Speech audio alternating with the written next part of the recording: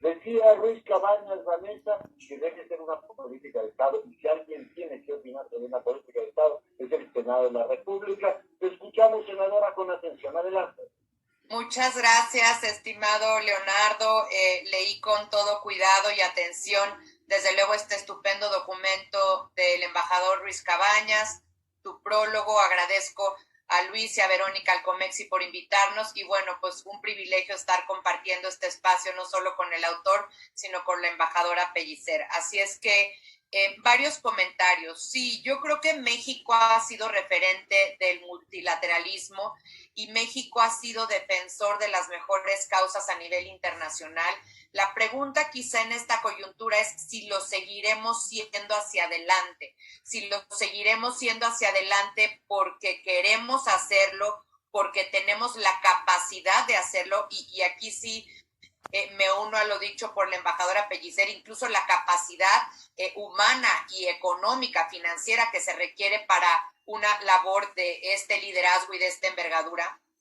Sin duda se trata de algo que tiene que asumirse como un compromiso del Estado mexicano. Tan es un compromiso del Estado mexicano que ya nos lo decía Miguel, y yo lo fraseo distinto. A ver, es la única cosa en la que se han puesto de acuerdo tres gobiernos completamente distintos, ¿no? Entonces, los últimos tres gobiernos, que no podrían ser más disímbolos, en lo único que se han puesto de acuerdo es en conseguir y perseguir y asegurar esta candidatura. Así es que otra de las preguntas es que si este compromiso de Estado puede darse sin un jefe de Estado altamente comprometido con los asuntos internacionales y con el multilateralismo. Desde luego es importante la Cancillería, desde luego es importante el gobierno federal, es importante el Senado, es importante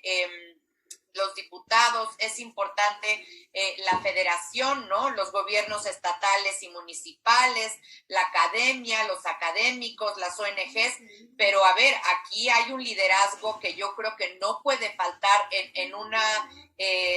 digamos, en una misión de este nivel, que es el compromiso del jefe de Estado para con esta tarea. Entonces, aquí sí tenemos que ver cómo se va comportando esto hacia adelante.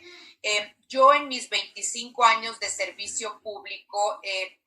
al menos a mí no me había tocado ver un gobierno en donde las funciones naturales y que mandata la Constitución y la ley para cada una de las secretarías de repente se diluyen o se mezclan, ¿no? Y a lo mejor una secretaría está viendo un tema que jamás pensamos que viera esa secretaría, y la Cancillería pues la han puesto también a ver todo tipo de temas, además de la política exterior. Entonces vuelvo al punto en donde a la Cancillería mexicana se le está pidiendo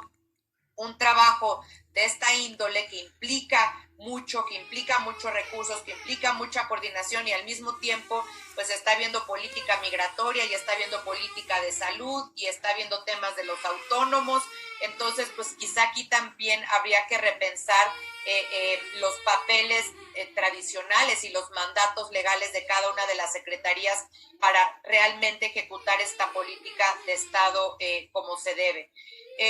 Hablaba, por ejemplo, Miguel decía, uno de los temas fundamentales que México tiene que defender y promover es un mundo de reglas. Híjole, a mí me cuesta trabajo pensar, y aquí cito al presidente que decía que la mejor política exterior es la política interior, cómo México va a ser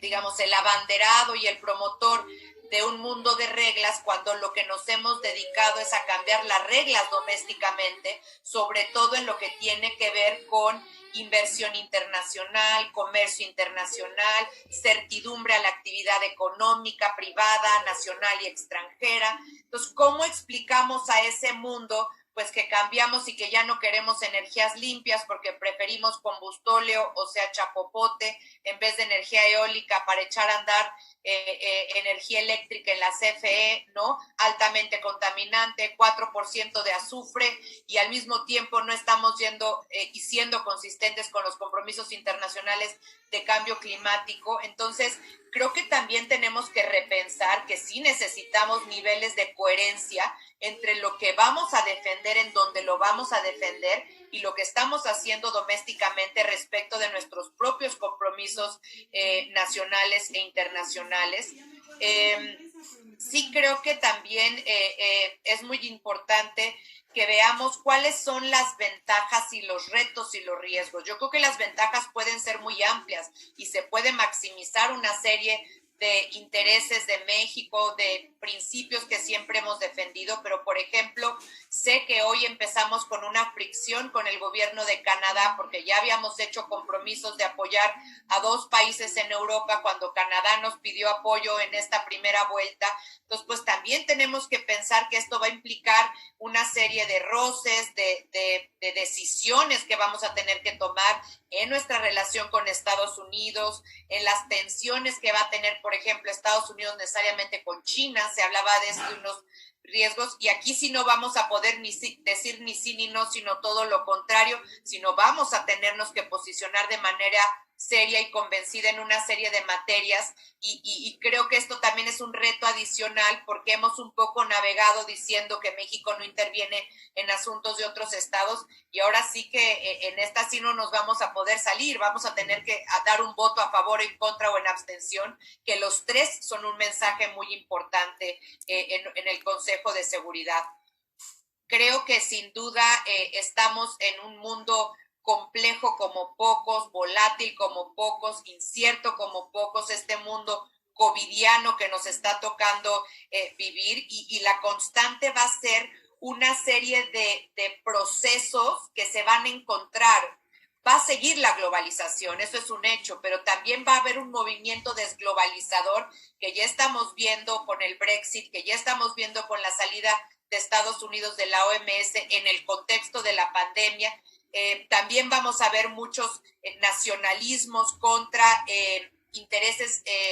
más globales y de cooperación internacional. Ahorita destacaba la embajadora Pellicer este gran logro de la diplomacia mexicana con el tema de las vacunas y la accesibilidad de los medicamentos, pero al mismo tiempo vamos a ver esta contratensión de nacionalismos y de decisiones completamente independientes de los países sin tomar en cuenta lo que es bueno para el mundo y lo que es bueno para todos. Creo que también, y lo destaca muy bien Miguel, habla de la ciberseguridad. Creo que hay que darle un nuevo contexto y una nueva connotación a lo que es la paz y la seguridad internacionales en el siglo XXI. Sin duda, un elemento fundamental va a tener que ser la seguridad sanitaria, que no siempre había estado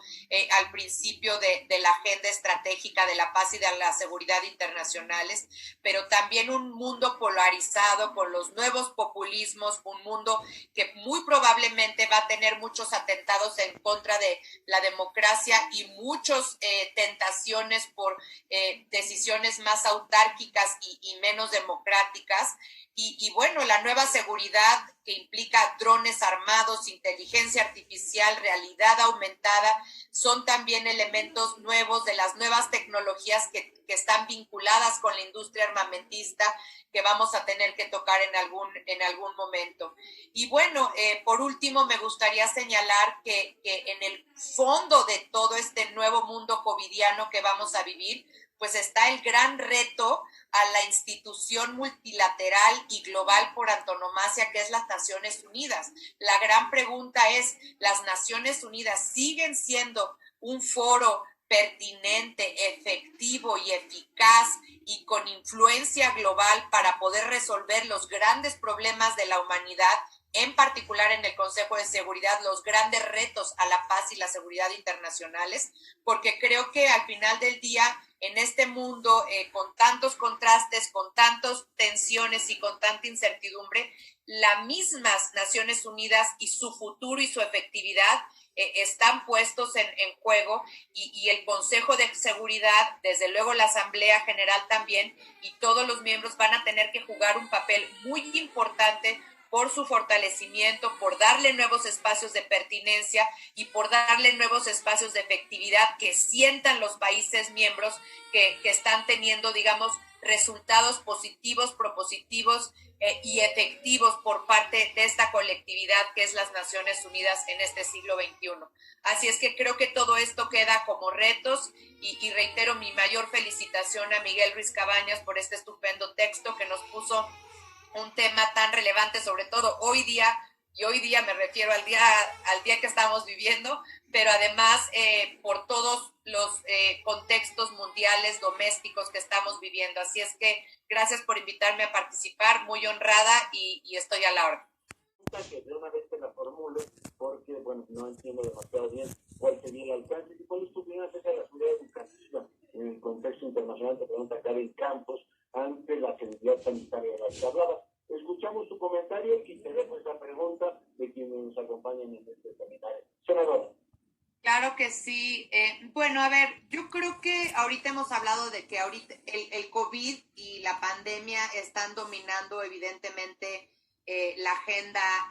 doméstica e internacional, pero yo pondría pegadito y con un nivel de relevancia también mayúsculo la crisis económica mundial que se nos viene. Es cierto que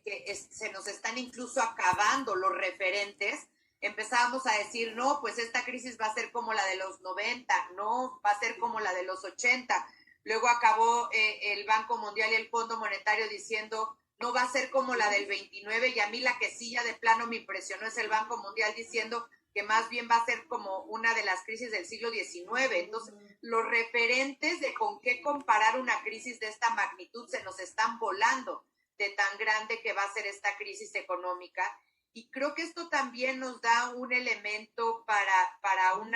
un diálogo y una reflexión sobre los temas de desigualdad, sobre los temas de pobreza, sobre los temas de población vulnerable. En México nada más y nada menos, dependiendo de qué fuente tome uno, pero puede uno tomar Coneval, que es el Instituto Autónomo que mide pobreza en el país, cree que nada más este año vaya a haber entre 10 y 12 millones de pobres más en México. Entonces, a ver, sí, la crisis de salud, y evidentemente esa tiene que ver con la vida y la muerte y con la enfermedad, eso es prioritario, pero por el otro lado también vamos a tener que enfrentar una situación económica como nunca antes en la historia. La vez que más ha caído el Producto Interno Bruto de México en toda nuestra historia es en el 95, que cayó, o sea, negativo 6.29. Los cálculos de este año están entre menos 7.7 y 10.5. Entonces también vamos a tener que enfrentar una crisis que reitero, va a implicar una serie de temas sociales extraordinarios, fundamentales, que van a tener que ser parte del diálogo, desde luego en México, pero en Naciones Unidas también. Y un poco como lo decía Richard Haas en el último escrito que hizo en Foreign Affairs, no es que este mundo vaya a salir de la nada y nos vayamos a encontrar con un mundo completamente distinto, es que esto está acelerando el cambio. Y entre los aceleradores del cambio, pues está ya lo impostergable que es buscar trabajar de manera efectiva por un crecimiento incluyente y sostenible, ya más allá de discursos, más allá de la Cumbre Mundial de Financiamiento al Desarrollo, que fue liderazgo de México en Monterrey en los 90, que dio origen a los objetivos de desarrollo del milenio, que después se convirtieron en los objetivos de desarrollo sostenible. Pero esto va a tener que tener una prioridad absoluta en nuestro nuevo mundo, porque vamos a tener que combatir pobreza extrema, combatir pobreza y sobre todo caminar hacia a la igualdad y combatir la desigualdad. Creo sin duda, como dice Miguel, que tenemos un gran representante en Naciones Unidas y un servicio exterior extraordinario, capaz, con experiencia, pero ojo, ahí también el elemento de los recursos juega un papel muy importante, porque tú puedes ser el mejor diplomático, pero si no puedes hacer un viaje, si no puedes, digamos, recurrir a recursos que necesitas para operar, pues también no vayamos a pasar de la austeridad al austericidio en una misión de esta naturaleza. Y a ver, ahorita hablaban de la desaparición de la Subsecretaría de América del Norte. Eso a lo mucho nos va a ahorrar 30 millones de pesos al año. Pemex perdió el año pasado 346 mil millones de pesos y este primer trimestre 560 mil millones de pesos. Como que sí hay que poner los órdenes de magnitud y los acentos en los temas de austeridad donde deben de estar. Creo también que se hablaba de las prioridades de México, habló Miguel del tema del enfoque preventivo y habló de un tema muy importante que es el tema de la hambruna. Y yo aquí lo que les pondría es, ya no fuimos preventivos en materia de derechos humanos en lo que a Haití y en lo que a Venezuela se refiere, pero quizá podríamos ser preventivos en la parte de estallamientos sociales. Ahí tenemos dos focos rojos muy importantes en nuestro hemisferio, en nuestra América Latina y el Caribe, en donde México yo creo que sí tiene que poner esto como temas de la mayor prioridad en la agenda de la paz y la seguridad en nuestro hemisferio. Y coincido con lo que decía también Miguel, que no es nada más estar en el menú, sino estar en la mesa. Mi tema era un tema no de estar o no estar, qué bueno que estamos. Es un tema de coherencia y consistencia con las políticas domésticas. O sea, no podemos promover un menú de carne siendo vegetarianos. Entonces, yo creo que en lo doméstico tenemos que ser muy consistentes con lo que vamos a promover en lo internacional, porque si no, ¿con qué legitimidad ejercemos ese liderazgo que a fuerza pretendemos ejercer si estamos queriendo ser parte del Consejo de Seguridad? Gracias.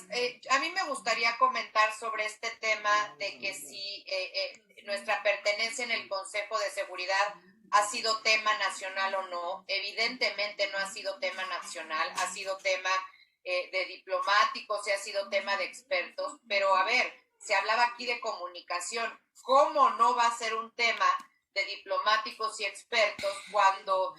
ahorita las prioridades es si hay camas o no camas en el hospital, si hay respiradores, si se están contando bien los fallecimientos, si se están contando bien los contagios, si una propuesta es quitarle facultades al legislativo para que sea el ejecutivo el que maneje el presupuesto en contextos de crisis, si se quiere debilitar a los reguladores técnicos en materia de competencia y fusionarlos, si lo que se quiere también es desaparecer a las AFORES, que son los recursos de los trabajadores de su pensión y pasarlos al Banco del Bienestar, si lo que se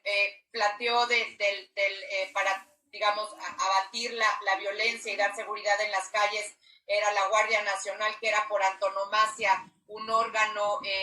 civil, y ahora acabó tomándose una decisión del Ejecutivo de que el Ejército esté en las calles, si se canceló el aeropuerto, si se cancelan las energías limpias, si estamos haciendo dos bocas en el año de la peor crisis del petróleo mexicano, bueno, internacional, cuando hubo un día que te pagaban $40 por llevarte un barril de petróleo. Entonces, pues en esta agenda y en esta narrativa tan potente que estamos teniendo de temas muy cercanos a la gente y muy cercanos a la sociedad, pues claro que el tema el análisis de que México sea parte del Consejo de Seguridad de Naciones Unidas se antoja un tanto cuanto lejano. No tiene que ser así, y coincido en que foros como el COMEXI y como muchos otros deberíamos estar haciendo un esfuerzo mayor para tratar de aterrizar esto para la población y para hacer discusiones más amplias respecto de lo que va a implicar nuestra participación. Y yo creo que tampoco ya hubo tanto debate entre que si debíamos de entrar o no, porque reitero, ya fue una decisión de Estado de 3 gobiernos. Creo que ahora el debate es, ya que estamos adentro, ¿cuál es nuestra decisión de Estado en términos de nuestras prioridades y de nuestra agenda estratégica? Y creo que en eso la sociedad de manera colectiva debe de abonar para dar ideas y para tratar de orientar las prioridades del Estado mexicano.